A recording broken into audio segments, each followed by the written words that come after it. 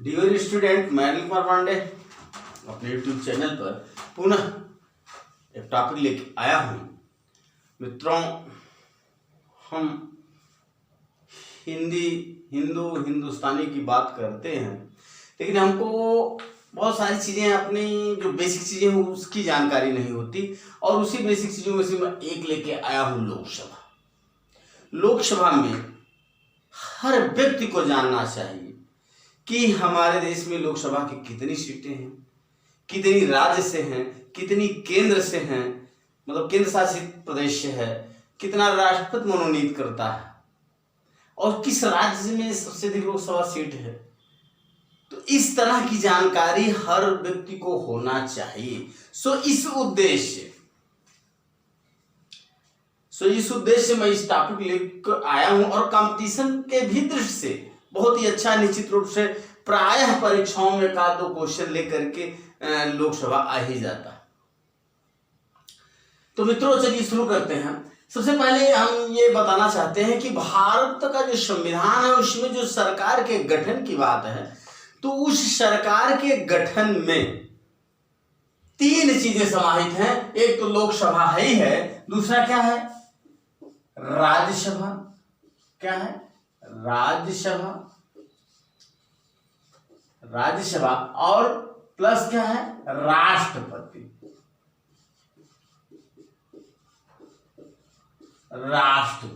ये दो चीजें क्या होती हैं, समाहित है किसमें, सरकार में। इन्हीं तीन चीजों के योग से भारत में क्या होती है, सरकार होती है। उस सरकार में कौन कौन शामिल है, लोकसभा, राज्यसभा और राष्ट्रपति। ये चीजें शामिल होती हैं, लेकिन इनके सबके पूरे उससे जो है काम सरकार का नहीं होता। तो मित्रों, अब केवल फोकस हमको लोकसभा पर करनी है कि लोकसभा के बारे में ही ज्यादा से ज्यादा जितना संभव बेसिक चीजें हैं बताई जाए। तो सबसे पहले हमें आपको मालूम होना चाहिए कि भारत में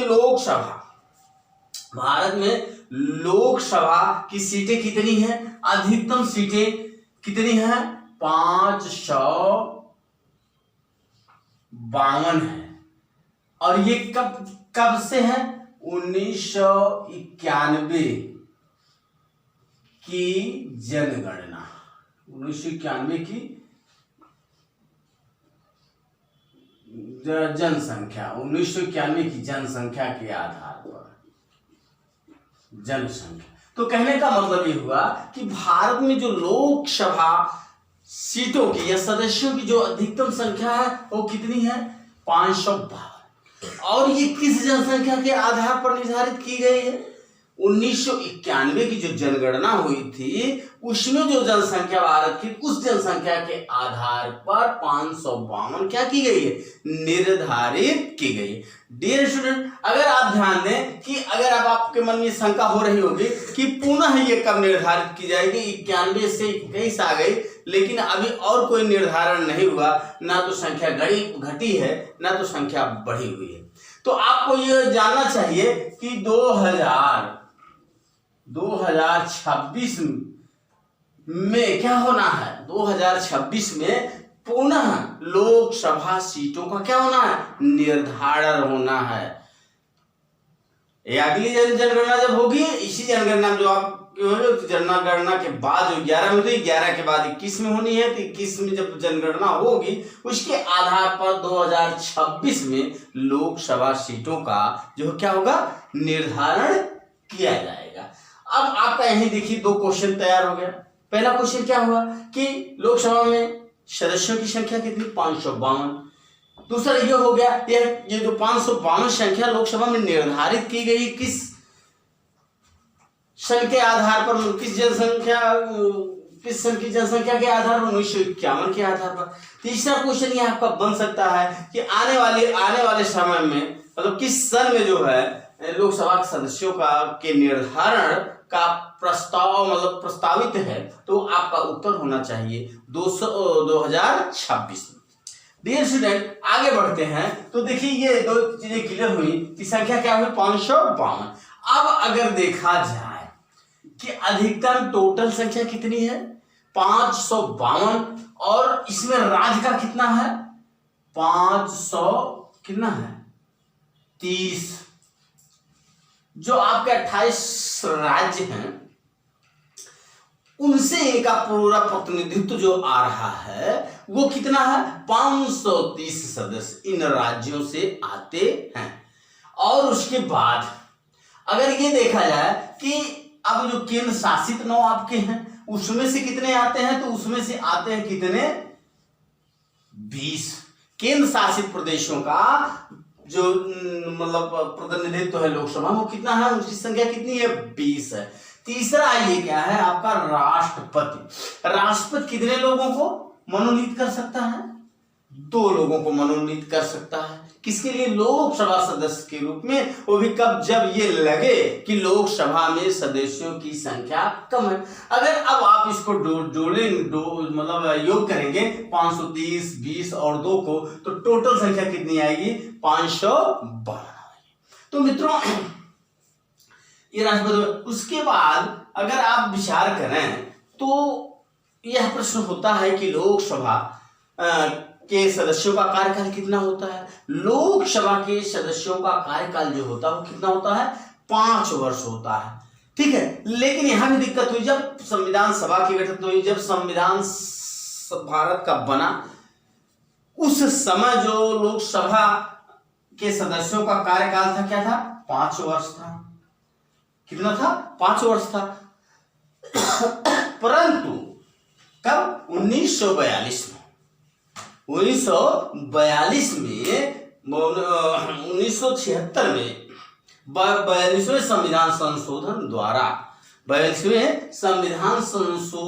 द्वारा लोकसभा के सदस्यों की आयु कितने वर्ष कर दी गई, 6 वर्ष कर दी गई।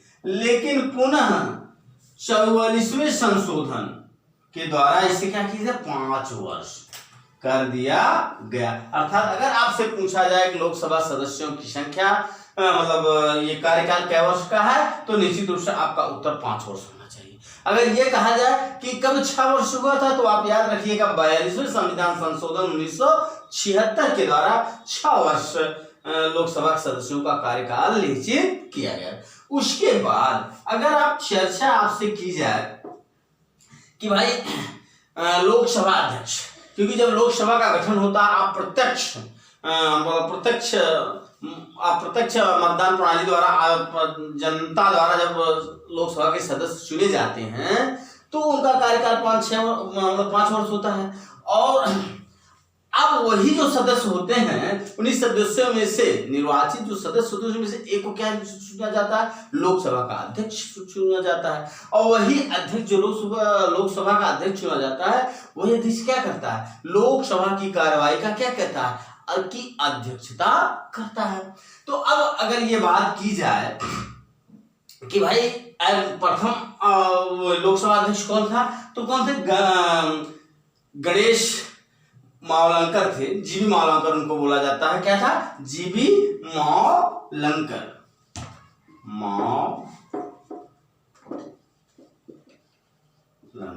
ठीक है, मावलंकर थे। और अगर पूछा जाए तो वर्तमान में कौन भैया, तो ओम